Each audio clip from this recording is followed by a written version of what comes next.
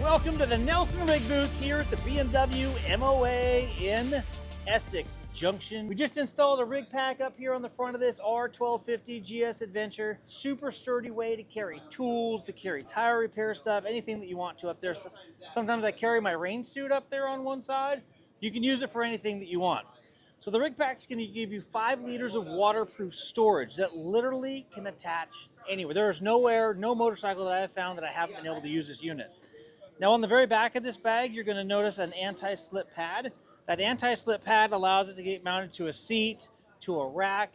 You can mount it to the back of a side-by-side seat. I've done that with these long two-way adjustable straps. Literally, there's nowhere that you can not mount this thing. I haven't found a spot yet. But underneath this anti-slip pad is what we're going to use today. And that's going to be these 3 strips right here, 4 strips.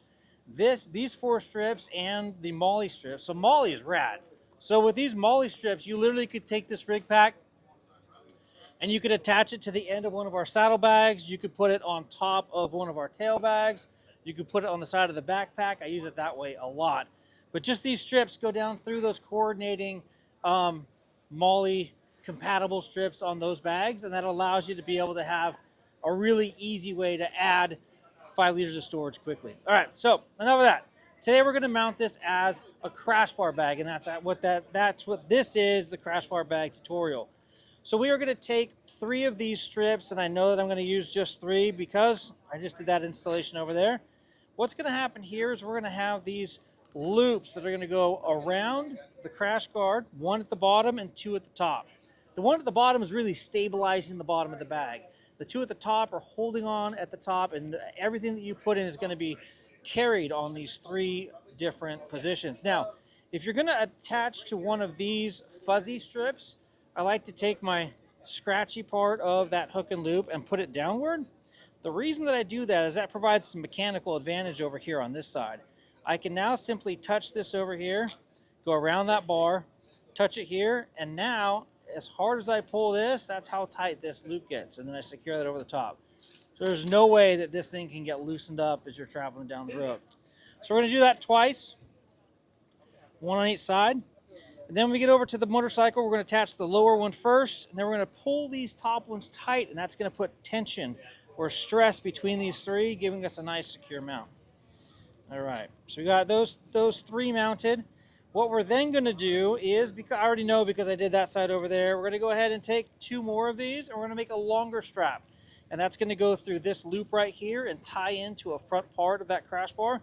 And that's going to allow me to have a slightly longer strap that's going to keep that bag kind of locked in. So we're going to leave that one here. I'm going to step over to the motorcycle. You come down, and the first thing you're going to do is you're going to size up the bag. You're going to take a look and see which of these lines line up with your uppermost top bar and bottom. So on this particular application, I love to mount here. I really want this lower piece because the top bar is kind of shifted over here to the left.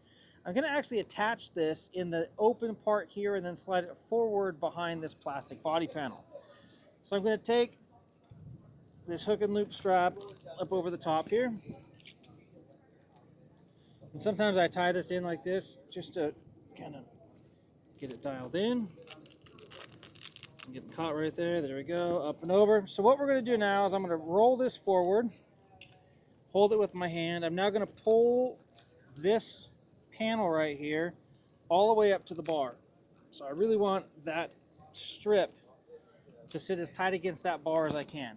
Now what I'm going to do, actually like a little bit tighter. But sometimes you got to adjust just a little bit in order to make sure you get that perfect fit.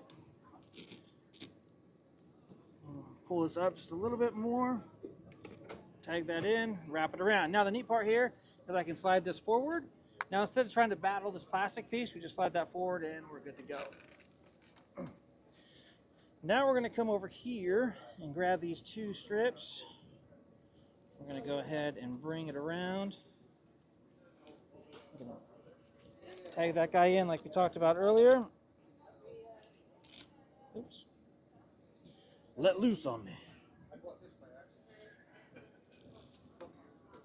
All right, get that guy, wrap that around. So we have a nice tight fitment right there around the bar. And we're going to do the same thing up top here. So we're going to pull this bag forward Get that position in the center. Get it sitting vertical, how we're going to want it. We're now going to pull up, up, up on this, and that's putting tension on that lower one. Wrap this around, and now we're dialed. Now, technically, this is all we need to do. Take a look. This bag is nice and firmly mounted, but I would like to keep the bag from, while you're traveling, migrating this direction. So what I'm going to do now is I'm going to take this longer strap that we made. I'm going to run it through this MOLLE strip right here at the top. I'm now going to come around the back side of this vertical bar. I'm going to pull that forward, and I'm going to take this, set it in place, and wrap it around the back side. That's going to make sure that this now has a vertical section that's going to keep this bag perfectly in place. I'm going to go ahead and take my extra straps that I'm not going to be using, as well as my back pad.